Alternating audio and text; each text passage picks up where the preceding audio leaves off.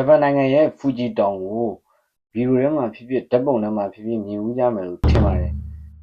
တကယ်လည်းအပြင်မှာဖူဂျီမကတော်တော်လှတာဗျ။ဒါပေမဲ့အဲ့ဒီတော်တော်လှတဲ့ဖူဂျီမက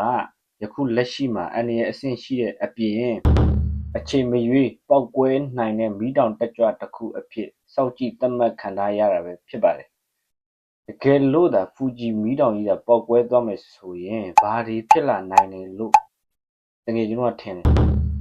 ဒီပေါက်ကွဲမှုနဲ့ပတ်သက်ပြီးတော့အားတက်စရာအချက်၅ချက်ကိုကျွန်တော်ပြောပြပေးမှာပဲဖြစ်ပါတယ်ဗျကျွန်တော်ကတော့ရွှေလူကိုရဲ့ကိုစီဖြစ်ပါတယ်ပထမတစ်ချက်က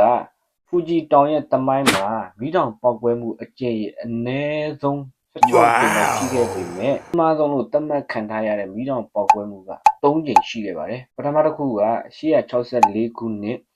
ဂျောဂန်ပေါက်ကွဲမှုဒုတိယတစ်ခုက939ခုနှစ်အန်အီပေါက်ကွဲမှုနဲ့1909ခုနှစ်ဒီဇင်ဘာ16ရက်နေ့မှာ VEI အဆင့်5နဲ့ပေါက်ကွဲခဲ့တဲ့ပေါက်ကွဲမှုပဲဖြစ်ပါတယ်။အဲ့ဒီပေါက်ကွဲမှုမှာဖူဂျီတောင်ရဲ့သမိုင်းမှာအကြီးမားဆုံးနဲ့အဆိုးရွားဆုံးအဖြစ်သတ်မှတ်ခံရတာပဲဖြစ်ပါတယ်။အဲ့ဒီပေါက်ကွဲမှုကိုတော့ဟိုအဲပေါက်ကွဲမှုလို့ခေါ်ပါတယ်။ဘာလို့ဟိုအဲပေါက်ကွဲမှုလို့ခေါ်တာလဲဆိုတော့1909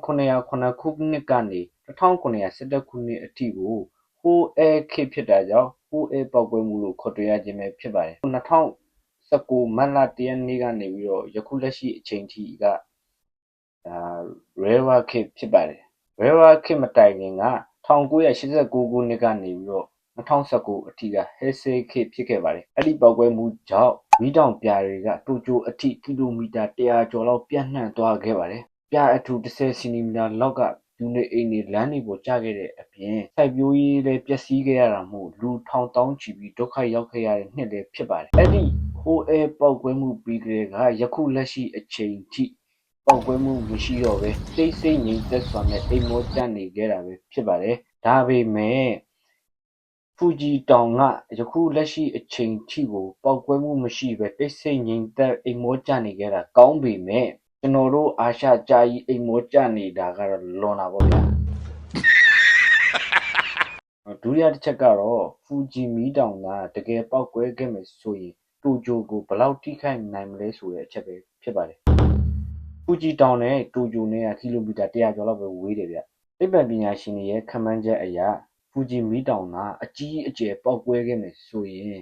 မီတောင်ပြာတွေက24နာရီအတွင်းတိုကျိုကိုရောက်ရှိလာမှာဖြစ်ပြီးတော့ပြအထူ5စင်တီမီတာလောက်ပဲကျရင်တော့ရထားလမ်းတွေကားလမ်းတွေကပိတ်သွားမှာပဲဖြစ်ပါတယ်ဒါအပြင်လက်စစ်ဓာတ်အားကလည်းပြတ်တောက်သွားတာမျိုးဖြစ်ပြီးတော့လူပေါင်း15သန်းလောက်ကိုဘေးလွတ်ရာချက်ချင်းပြောင်းရွှေ့ရမှာပဲဖြစ်ပါတယ်ဒီလောက်မြန်မြန်ဆန်ဆန်ကြီးမဖြစ်ဖို့တော့ဆုတောင်းပါတယ်တတိယအချက်ကတော့ဂျပန်ကဖူဂျီတောင်ကိုဘယ်လိုစောင့်ကြည့်နေလဲဆိုတာပဲဖြစ်ပါတယ်ဂျပန်ရဲ့မိုးလေဝသဌာန JMA ကဖူဂျီတောင်ကို24နာရီ9ရက်မပြတ်အများအားစောင့်ကြည့်နေတာပဲဖြစ်ပါတယ်တိုးတက်တဲ့နိုင်ငံကြီးဖြစ်တာကြောင့်သုံးထားတဲ့နည်းပညာတွေကလည်းအများကိုအံ့အားသင့်စရာကောင်းပါတယ်ဥပမာ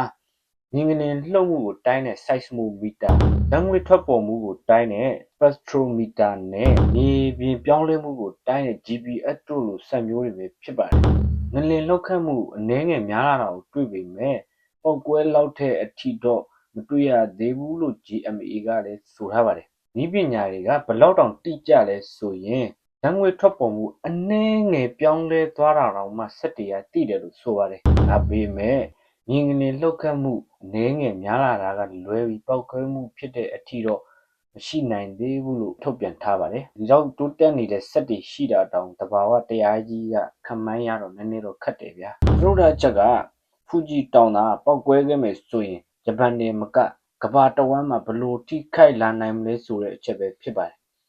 ဖူဂျီတောင်သာအကြီးအကျယ်ပေါက်ကွဲခဲ့မယ်ဆိုရင်မီးတောင်ပြာတွေကလေထုထဲမှာ10ကနေပြီးတော့15ကီလိုမီတာလောက်ထိတက်သွားနိုင်ပါတယ်1ကီလိုမီတာကို3280.84 ပေရှိတာကြောင့်15ကီလိုမီတာဆိုရင်49,212.6 ပေတက်သွားမှာပဲဖြစ်ပါတယ်နိုင်ငံတကာလေကြောင်းပြတ်သားမှုကပေ3000ကနေ4200ကြားမှာပြန်တန်းလာကြောင်းကမ္ဘာလေကြောင်းလမ်းတွေကိုပိတ်ဆို့မှုတွေဖြစ်သွားနိုင်ပါတယ်ဥပမာ2010ခုနှစ်ကအိုက်စလန်ရဲ့မီးတောင်ပေါက်ကွဲမှုကြောင့်